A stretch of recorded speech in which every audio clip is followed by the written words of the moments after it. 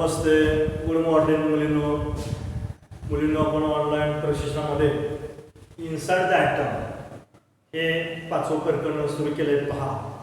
आणि याच्यामध्ये Dalton's atomic theory असेल, रुदरफोर्ड ॲटॉमिक मॉडेल असेल, थॉम्सन्स ॲटॉमिक मॉडेल याच्याविषयी माहिती पाहिली पहा. आणि शेवटी Bohr's stable orbits atomic model in 1930. एक स्टेबल स्थिर कक्षा अणूची ही निल्स बोर्स या शास्त्रज्ञांनी 1913 मध्ये शोधून काढले आणि सिद्धांत मांडला की atom is a stable orbits atomic model. मग त्याच्यामध्ये जे असणारे न्यूक्लियस आहेत, डिफरंट सेल्स आहेत आणि energy of this different shell is constant. हे त्याला सांगायचं की energy of an electron is constant while its is in particular orbit. विशिष्ट ऑर्बिटमध्ये कक्षामध्ये त्या इलेक्ट्रॉनची जी लेवल आहे किंवा इलेक्ट्रॉन असतात ते स्थिर असतात. आता प्रत्येक कक्षामध्ये इलेक्ट्रॉन किती आहेत हे आपण नवीला शिकणार आहोत. पण त्या ठिकाणी जी ऊर्जा आहे, प्रत्येक कक्षामधली ऊर्जा ही सारखी असते. Energies of an electron is constant while its is a particular orbit. विशिष्ट कक्षामध्ये प्रत्येक कक्षामध्ये जी एनर्जी आहे, इलेक्ट्रॉन एनर्जी आहे, स्थिर आहे असं बोर्स या शास्त्राला सांगायचं आहे. म्हटले electrons revolving around the nucleus atomic nucleus lie in the concentric circular orbit at certain distance from the nucleus. आणि electron revolving around the nucleus at the constant distance म्हटले. एक स्थिर कक्षामध्ये स्थिर अंतरावर वेगवेगळ्या कक्षामध्ये इलेक्ट्रॉन भ्रमण करत असतात. त्याच्यामधलीच पहिली कक्षा आहे ती सेल आहे, एल सेल नेस्ट आणि एम सेल आणि एन सेल. ह्या ठिकाणी प्रत्येक सेल एनर्जी, इलेक्ट्रॉन्स एनर्जी जो कॉन्स्टंट असं सांगायचं. या stable orbits atomic model Bohr's या शास्त्रज्ञांनी 1913 मध्ये मान्य केली पहा. याच्यामधलं ॲटॉमिक स्ट्रक्चर कसं आहे पहा. म्हटल्या ठिकाणी an atom is formed from the nucleus and extra nuclear part. आपल्याला माहिती आहे की अणू जे आहे, अणू हा केंद्र positive charge and extra nuclear part ह्यामध्ये केंद्रकाभोवती असणारी जी कक्षा आहे, मग त्या ठिकाणी first shell, second, third, fourth हे सर्व मिळून अणू बनलेला आहे पहा. Atom is formed from the nucleus and extra nuclear part. Extra nuclear part हे डिफरंट सेल आहे, K shell, L shell, M shell आणि N shell etcetera. Depends upon its atomic number. Atomic number जेवढा जास्त तेवढं shell वाढत जाणार पहा. याठिकाणी this contain 3 types of sub atomic particles. अणूमध्ये 3 प्रकारचे मूलभूत कण असतात. आपल्याला माहिती आहे की अणू हा पॉझिटिव्ह चार्ज आणि एक्स्ट्रा न्यूक्लियर चार्ज आणि बनलेला आहे. त्याच्यामध्ये 3 प्रकारचे मूलभूत पार्टिकल किंवा कण आहेत. 3 types of sub atomic particles. पहिला न्यूक्लियस म्हटले. पहिला जो आहे न्यूक्लियस,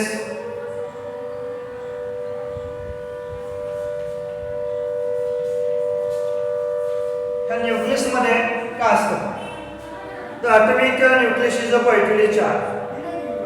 तुम्हाला या ठिकाणी डायग्राम मध्ये it is a positive charge, it is nucleus आहे. असं जे वस्तुमान आहे, total atomic mass of this atom is concentrated in the nucleus. Why electrons mass is very negligible. त्याच्यामुळे पूर्ण अणूचं एकूण वस्तुमान जे आहे ह्या न्यूक्लियस वरती अवलंबून आहे, लक्षात ठेवायचं. तर atomic nucleus is a positively charged. Almost entire mass of the atoms is concentrated in the nucleus. आपल्याला माहिती आहे की वेगवेगळ्या कक्षामध्ये इलेक्ट्रॉन परिभ्रमण करत असेल तर टोटल जो अणू आहे हा अणू न्यूक्लियस आणि एक्स्ट्रा न्यूक्लियर पार्टने जरी मांडला असेल तर एक्स्ट्रा न्यूक्लियर पार्ट जे आहे हे डिफरंट सेलमध्ये इलेक्ट्रॉन विभागलेले आहेत आणि इलेक्ट्रॉनचं मास का ग्राह्य धरलं जात नाही तर इलेक्ट्रॉनचं मास हे व्हेरी नेग्लिजिबल अतिशय कमी असल्यामुळे मोजण्यासाठी ग्राह्य धरलं जात नाही म्हणून म्हटलं आहे ठिकाणी atomic nucleus is a positively charged almost entire mass of the atoms is concentrated in the nucleus. The nucleus contains two types of subatomic particles together called nucleons. ह्या न्यूक्लियस ह्या केंद्रकामध्ये असणारे दोन प्रकारचे काय सबएटॉमिक पार्टिकल्स आहेत. जे मूलभूत कण आहेत एकत्रितपणे त्यांना म्हणायचं न्यूक्लियॉन्स. त्याच्यामध्ये प्रोटॉन्स आणि neutrons are two types of nucleons. याच्यामध्ये protons and neutrons two types of particles included in the nucleus are called nucleons. The nucleus contains two types of subatomic particles together called nucleons. Protons and neutrons are the two types of nucleons. या ठिकाणी लक्षात ठेवायचं हे अणूचं केंद्रक आहे. ह्या केंद्रकामध्ये दोन प्रकारचे पार्टिकल्स कुठले प्रोटॉन अँड न्यूट्रॉन. आता प्रोटॉनवर कुठला चार्ज असतो न्यूट्रॉनवर कुठला चार्ज असतो हे आपण पुढे पाहणार आहे. त्यामधला प्रोटॉन पाहूया. Proton is a positively charged म्हटल्या ठिकाणी पहा की proton is the positively charged subatomic particles in the atomic nucleus. ह्या प्रोटॉनवरती धनप्रभारित चार्ज असतो P पॉझिटिव्ह म्हटले. पहिला जो सबएटॉमिक पार्टिकल्स आहे प्रोटॉन आहे. Proton is the positively charged subatomic particles in the atomic nucleus. The positively charged on the nucleus is due to the protons in it. The proton is represented by the symbol P. Proton is represented by symbol P. Each proton carries the particle charge of plus 1 electron. At most 1.6 × 10⁻90 coulomb. When total positive charge on the nucleus is expressed in the unit E, total charge जो आहे हा न्यूक्लियसचा E आहे electron एवढा आहे E म्हटल्या ठिकाणी unit E मधनं व्यक्त केला जातो. या ठिकाणी युनिट E आहे वापरलं जातं. Its magnitude is equal to the number of protons in the nucleus. The number of protons in the nucleus of an atom is the another number of that elements and it is denoted by number Z. Z mass of one proton is approximately is equal to 1 Dalton. म्हणजे या ठिकाणी the number of protons, total number of proton and neutron present in the nucleus is called the atomic number. And atomic number is represented by symbol Z. Total number of protons and neutrons in the nucleus.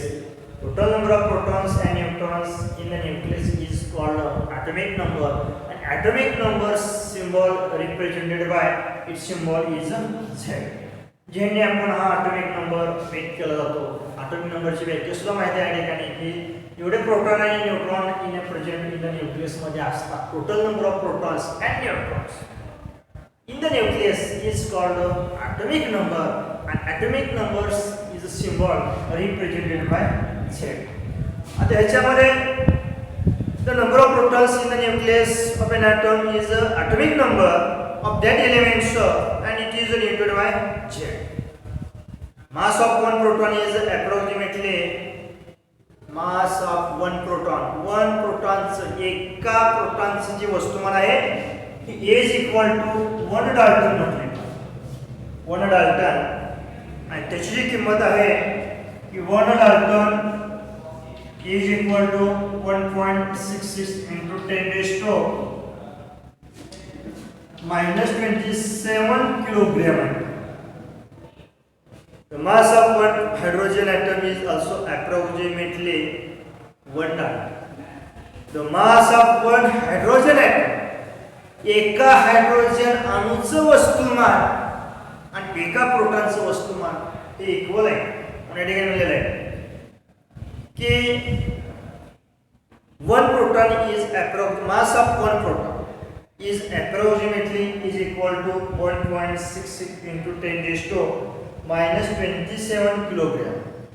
And this mass of one proton is approximately equal to mass of one hydrogen atom is also approximately 1 Dalton. एका डाल्टनची किंमत हे 1.66 गुणिले 10⁻⁻24 kilogram एवढी आहे. हीच किंमत हायड्रोजनच्या एका अणूच्या लक्षात ठेवा. The mass of one hydrogen atom is also approximately is equal to 1 Dalton. तर यामध्ये ॲटॉमिक स्ट्रक्चरमध्ये न्यूक्लियस आणि न्यूक्लियसमध्ये केंद्रक आणि प्रोटॉन याच्याविषयी आपण माहिती पाहिले. प्रोटॉनचे वस्तुमान आहे, एका प्रोटॉनचे वस्तुमान त्याची किंमत एका हायड्रोजन अणू एवढी असते हे या ठिकाणी आपण पाहिलं. आणि टोटल नंबर ऑफ प्रोटॉन जे असतात present in the nucleus is denoted by is known as atomic number आणि it is denoted by capital Z. हे लक्षात ठेवायचं.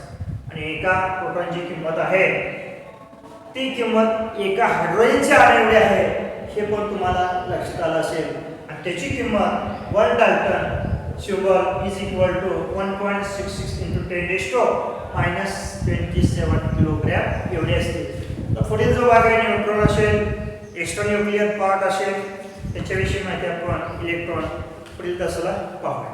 तत्पूर्वी तुम्ही बोर्स ॲटॉमिक मॉडेल डायग्राम करायची, डिफरन्स सेल द्यायचं. फर्स्ट सेल त्याला के सेल म्हणतात, second shell L shell, third M shell आणि फोर्थ एन सेल. आणि टोटल जो चार्ज आहे particle charge includes in the nucleus of that atoms. म्हणजे हे जे अणू ॲटम आहे is made of positive charge आणि extra positive charge of nucleus आणि extra nuclear part made of atom. अणू हा केंद्रक आणि केंद्रकाबाहेर भाग याच्यापासून बनलेला आहे. हे ह्या नेल्स बोहरच्या शास्त्रज्ञाने मांडलेली आकृती मी काढायची. जे न्यूट्रॉन आहे आणि इलेक्ट्रॉन आहे.